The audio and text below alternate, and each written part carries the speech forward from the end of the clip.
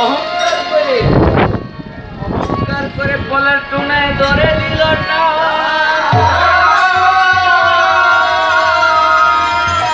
অহংকার করে কলার টুনে ধরে দিল না।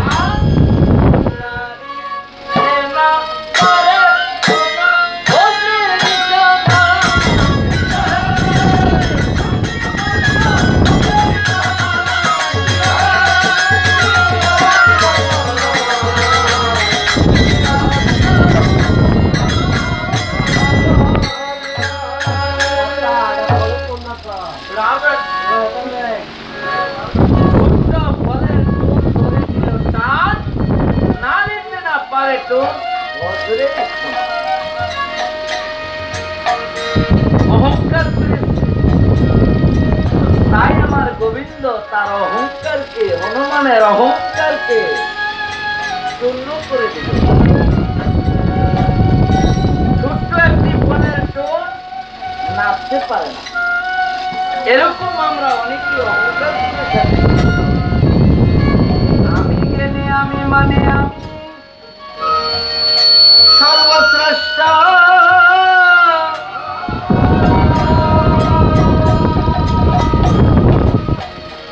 আমি প্রফেসর, মাস্টার ইত্যাদি অনেক কিছু। আমার মতো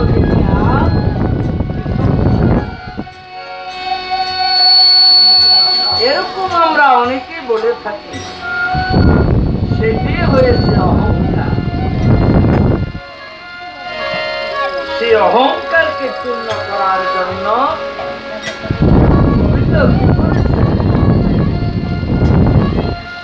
ফলের টুনে এমন সিস্টেম করে দিয়েছে,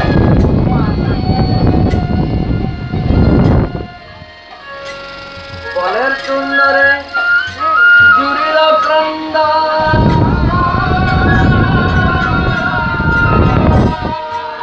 ফলের টুন্ডরে জুড়িল ক্রন্দন। আজ কান্নাকাটি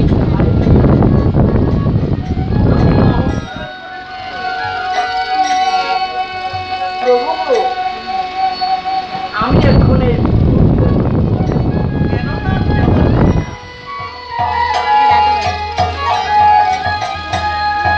অহংকার করেছিল ব্রহ্মা।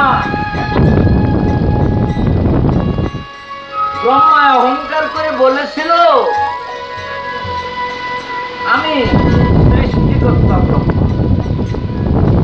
এই জগতের মধ্যে যত জীব, গাছপালা, কীট পতঙ্গ আছে, সকল কিছু আমি সৃষ্টি।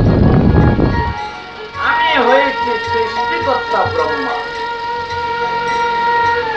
কিন্তু এই মধ্যধামে আমি ব্রহ্মার কোন মন্দির নাই। আমি যে এই মধ্যধামে আমার কোন সেবা পূজা নাই।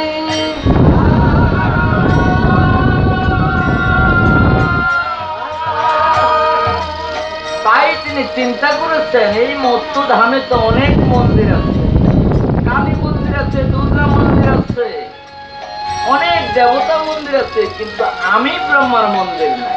আসেনি ব্রহ্মার মন্দির। সৃষ্টিকর্তা ব্রহ্মার পূজা কেউ করে?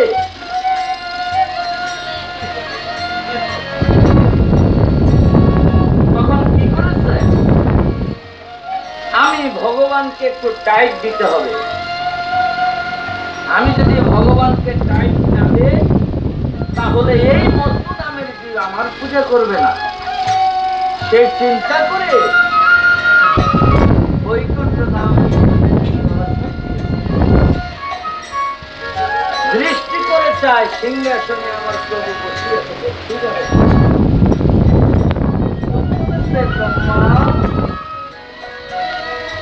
ব্রহ্মা, তুমি আসন গ্রহণ করো।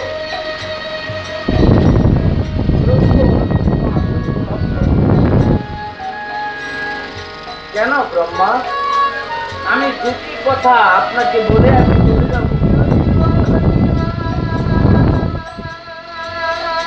তখন বলেছে, বলো।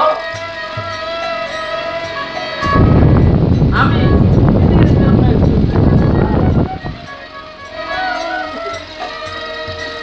মনে মনে ভাবে আমি 56 কোটি আমার মতো আমি কিছুদিনের জন্য ছুটি চাই প্রভু। প্রভু বলেছে, তুমি যদি ছুটি নাও তাহলে এই জগতের মধ্যে সৃষ্টি কে করবে?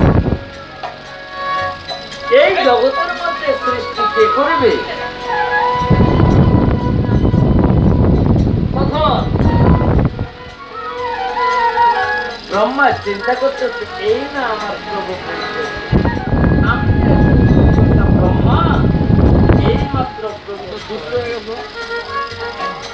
তুমি যদি ব্রহ্মা ছুটি নাও তাহলে তুমি 56 এখন সৃষ্টি করবে কে? না প্রভু, আমি ছুটি চাই। এই জগতের মধ্যে সকলের তো ছুটি আছে। লকডাউনে অনেক মাদ্রাসা কলেজ, অনেক চাকরিজীবীরা ছুটি পেয়েছে। আমি ব্রহ্মাকে একটু ছুটি পাই না। তাই প্রভু বলেছেন, যাও তোমাকে ছুটি দিলাম। ব্রহ্মা হাসতে হাসতে রাস্তায় এসে বলেছে, আমি যে সৃষ্টিকর্তা ব্রহ্মা ছুটি দিয়েছি, আমি 2 মাস এই কারখানায় আসবো না। এই কারখানায় আমি 2 মাস আসবো না। এই কারখানায় তালা পড়ে যাবে। দেখি এবার কে সৃষ্টি করে। এরকম ভাবে আনন্দে হাসতে হাসতে চলে যায়।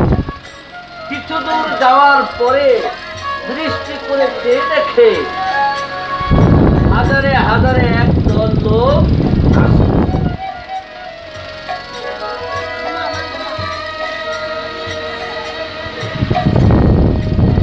ব্রহ্মা তাদের দিকে তাকিয়ে,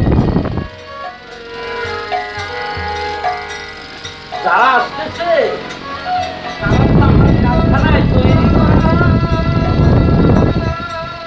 এগুলো তো আমার কারখানায় সৃষ্টি হয় নাই। আমার কারখানায় পিঁপড়া, বস্তি, গাছপালা, কীট পতঙ্গ, মানুষ, আমি সকল সৃষ্টি করি। আমার সৃষ্টির জীব আমি সৃষ্টি করি। এগুলো তো আমার সৃষ্টি। তাই তুমি সকলের সম্মুখে দাঁড়াইলে।